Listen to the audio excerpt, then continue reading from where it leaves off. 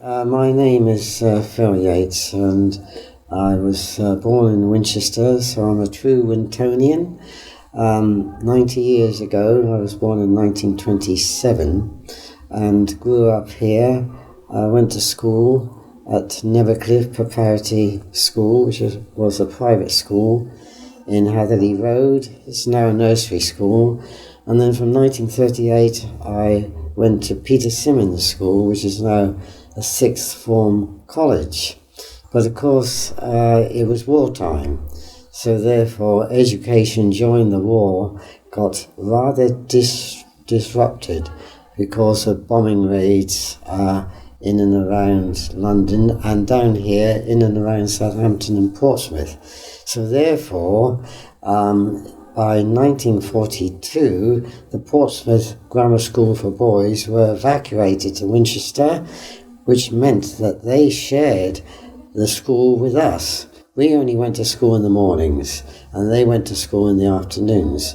But that wasn't the end of the affair, because when you were 14 years old, you had to do fire watching, which meant that two boys with a master was on every night fire watching from 10 o'clock at night till 7 in the morning.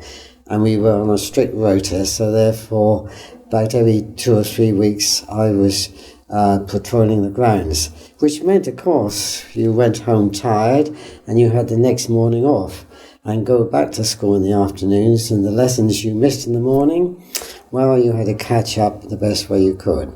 So that's why I think during the war there wasn't so much talk about university. As a matter of fact, I don't think hardly any boys went to university.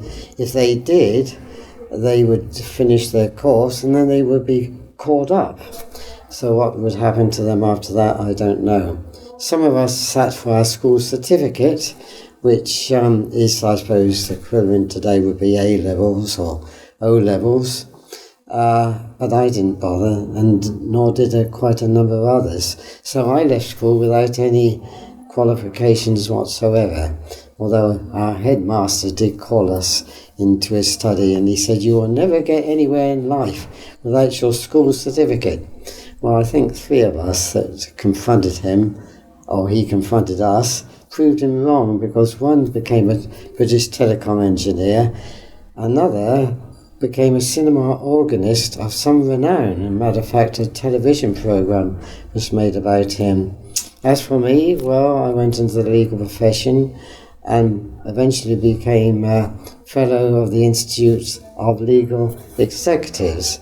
Then later, I left the legal profession, helped save the Theatre Royal and became the marketing manager there, and also the historian, and the historian of Winchester, written several books. So I'm not boasting, but I'm just sort of trying to explain that we did get on in life, despite not having a school certificate, and I ended up becoming honorary fellow of the University of Winchester a few years ago.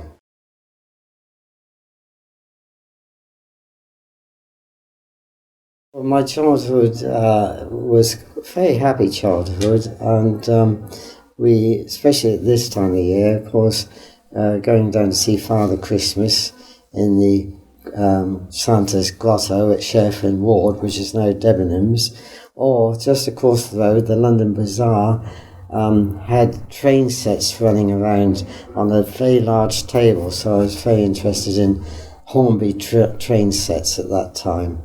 Other memories of childhood, I suppose, the recreation park down North Wales, there used to be rowing boats and canoes going round the rivers there, so we used to take in turns of rowing around the rivers. Other than that, we, as teenagers, of course, we joined youth clubs, and I joined one just along the road here, and we formed a drama group, and that's where I got interested in drama. And of course we went to dances, met girls, and perhaps had a few dates with them. Nothing serious, of course. And that's my memories of childhood days.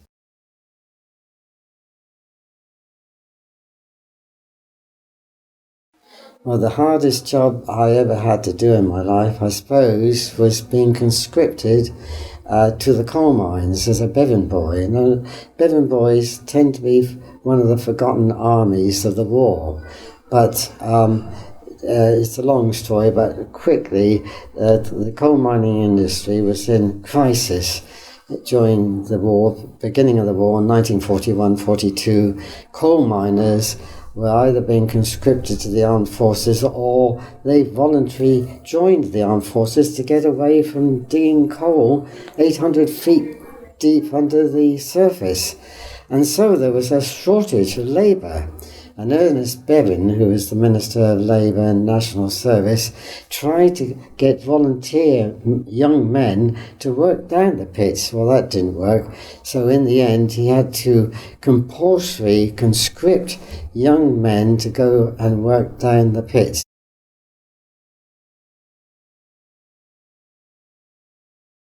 I was conscripted, funnily enough, 1 month before the war ended in Europe, but they were still conscripting boys from end of 1943 to the middle of 1945. It was all done by ballot scheme. It's too complicated to go into now, but you were balloted to the pits. A lot of people tend to think we were conscientious objectors, and we object to that most strongly.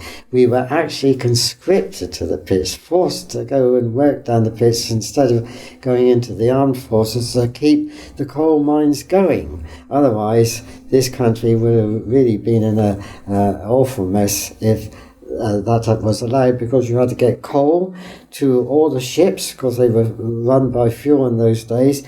Munition factories had to have coal, and of course to keep the home fires burning. It all had to be done, and we were the only guys who went down the pits to not actually dig the coal, that was done by professional miners, but to get the coal out of the pits. So my work down the pit was pony driving on the coal face. So the ponies, you've probably heard of pit ponies, thank goodness they don't work them down the pits now, but once the ponies are down there, they don't come out. They stay down there for their lives, except occasionally they would bring them out to graze in the fields, but the question then was to try and get them back down the pit.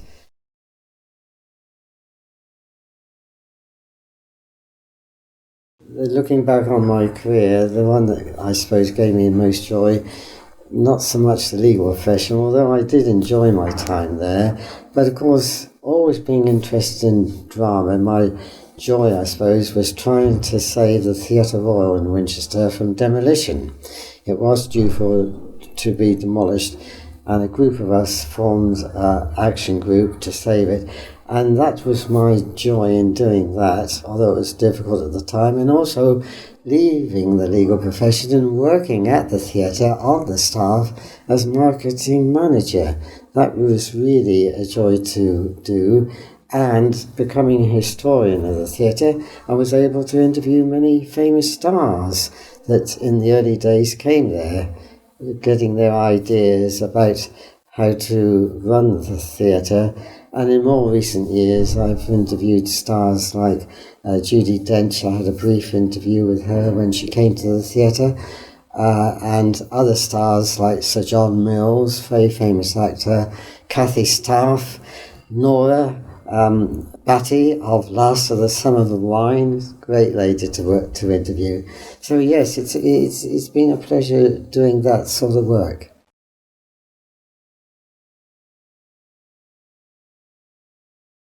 I've been in several shows throughout the years. Plays, I've done plays like Rebecca, Daphne du Maurier's play, The Happiest Days of Your Life, Blithe Spirit, that's an old card play.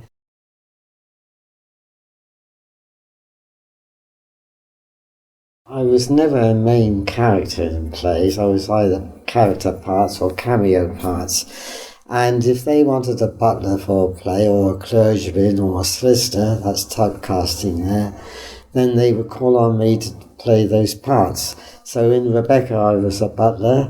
I was a butler in The Hollow, that's an Agatha Christie play.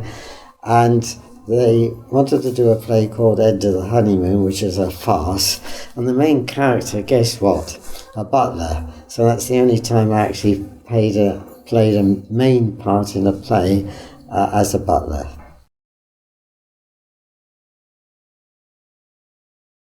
And of course, Christmas time is always pantomime time. So I was involved in several pantomimes, normally playing the stooge to the dame, so I get all the mud pies thrown at me. It's great fun being in pantomime. You get the audience works with you and communicate with them as you go through the pantomime, and it's great fun.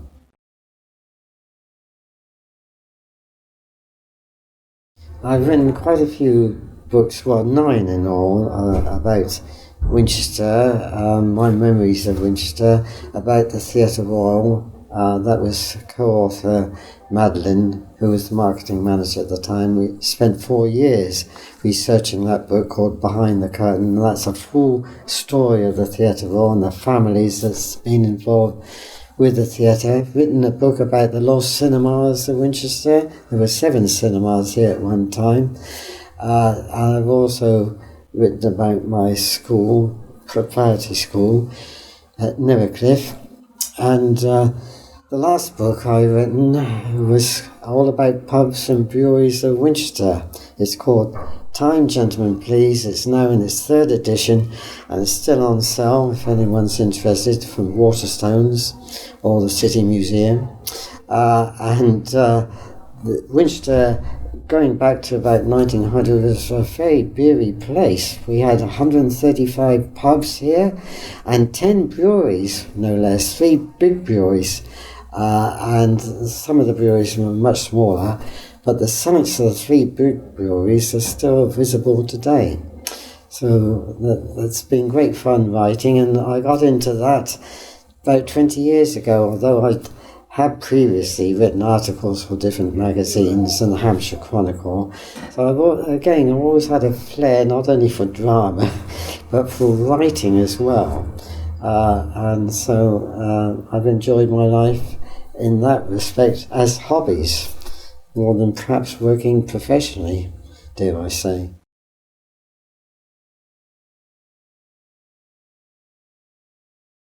My relationships during my life, I suppose, as teenagers, we obviously had our girlfriends, but I suppose my main relationship was meeting my wife, Joan, in 1948, and we were married in 1952, so we're still there today, 65 years later.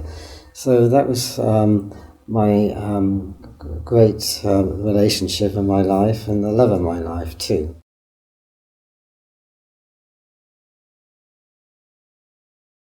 After I met Joan in 1948, we got engaged in 1951 and married in 1952. Unfortunately, we didn't have a family, but we have made great friends throughout our lives and keep in touch with some of them even today.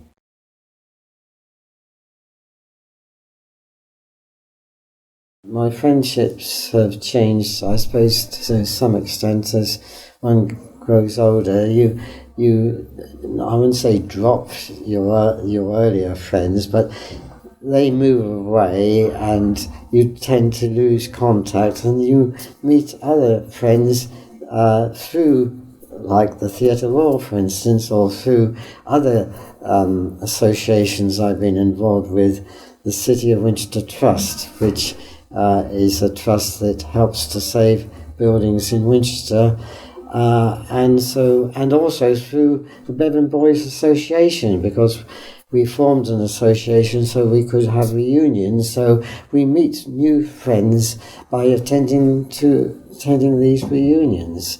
And of course I kept in touch with 1 or 2 Bevan Boys I actually worked with down the pits, and that correspondence lasted 68 years until, unfortunately, both of them died last year.